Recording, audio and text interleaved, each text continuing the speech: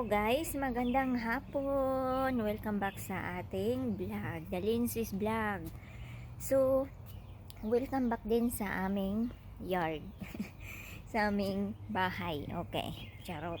So, ngayon papakita ko sa inyo yung aking garden, mga palangga. Kasi nga, ang tawag dito, nakapagtanim na ako last week. Pang ano na nga yata ito? Pang 2 weeks na. Pang 2 weeks na ngayon. Ngayon ipapakita ko sa inyo na may mga tumubo na sa mga seeds na itinanim ko. So exciting siya guys kasi nga ano tawag dito, bumalik yung lamig.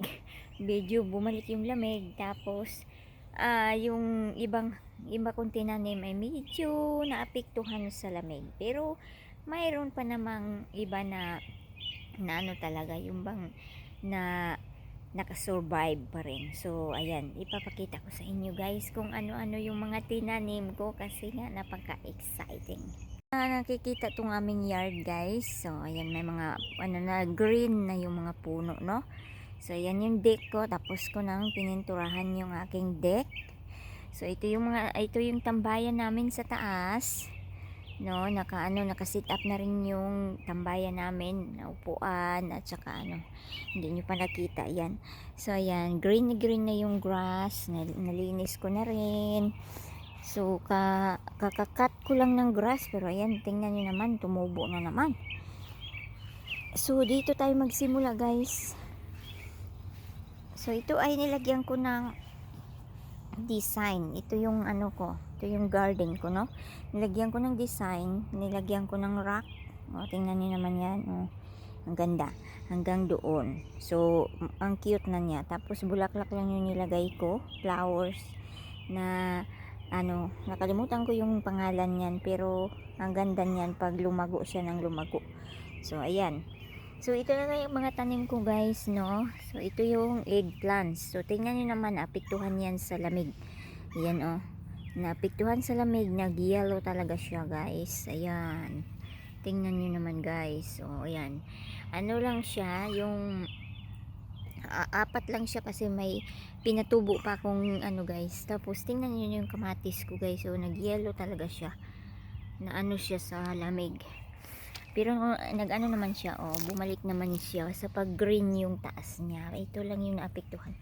At saka dyan sa corner ay mayroon tayong onion. Yan yung yellow onion. So ayan, tumubo na siya. So ayan.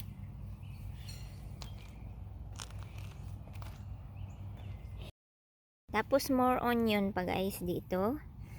More onions tayo. Tingnan nyo. Yan yung malalaki na onions guys.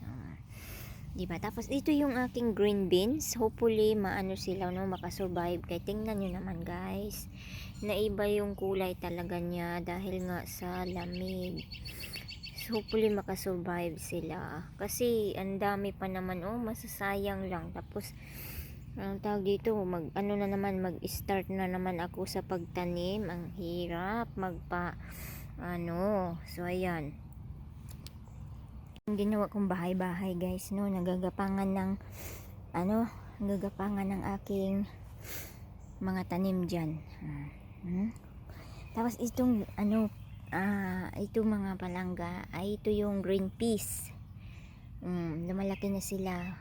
Tinanim ko lang yung directly yung buto dyan. Tingnan nyo naman.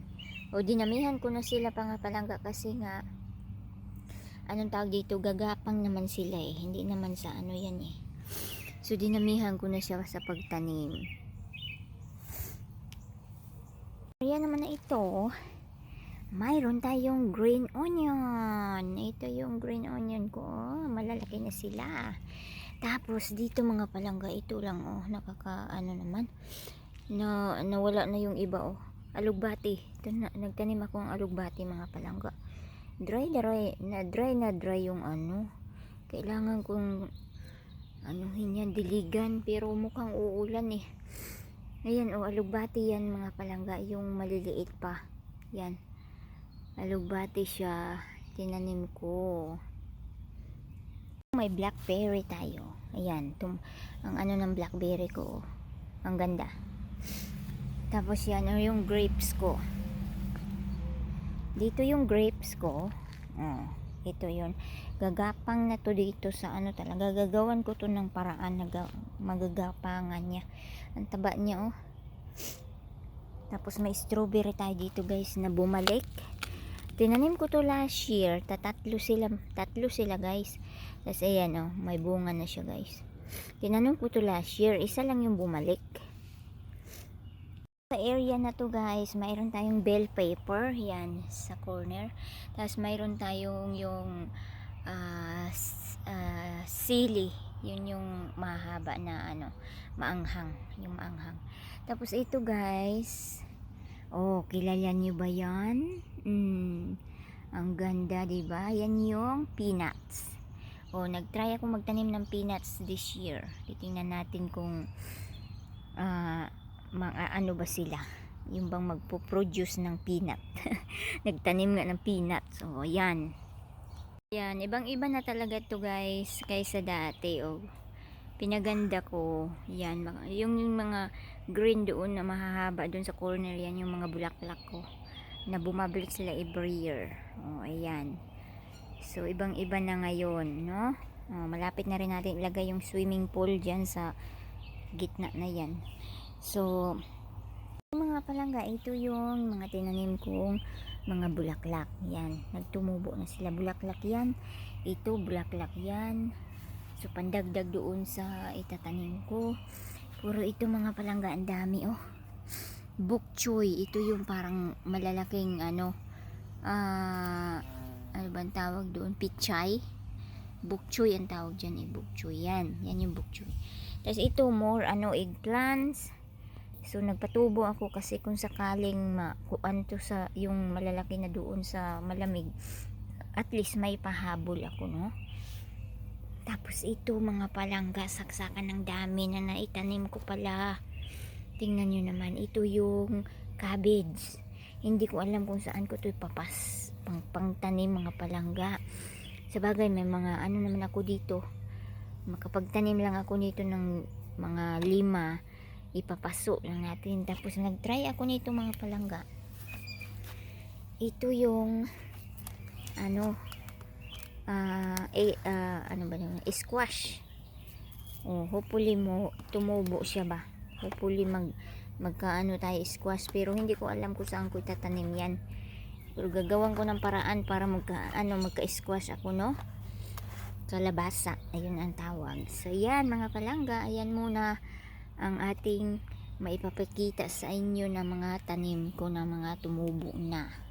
Ito naman yung tambayan namin dito guys, tingnan nyo.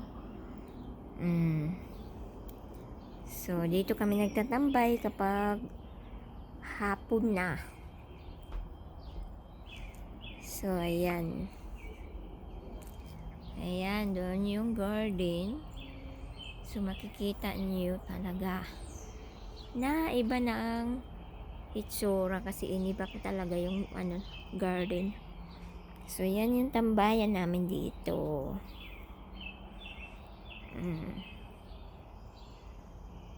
Ang ganda, maganda dito magtambay guys. So yan oh, yung table at saka yung umbrella.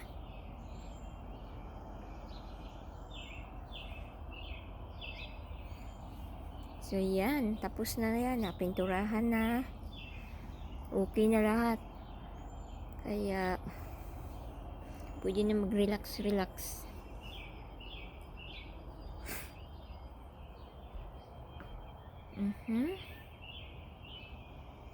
Pwede nang mag-relax kasi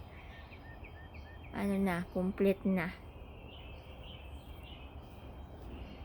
Yan, mga halaman ko din may may mga bulaklak na rin. Ayan oh.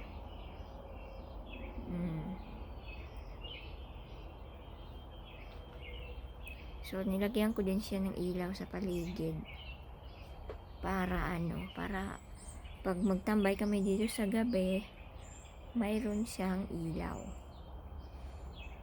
Ito pang loob ko na halaman mga palangga oh. Nilagay ko lang siya dito. Ayan.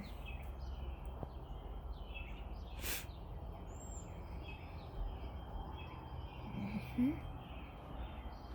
May isa pa dito.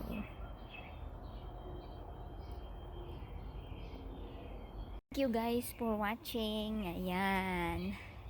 Kita nyo ng aming yard sa likod.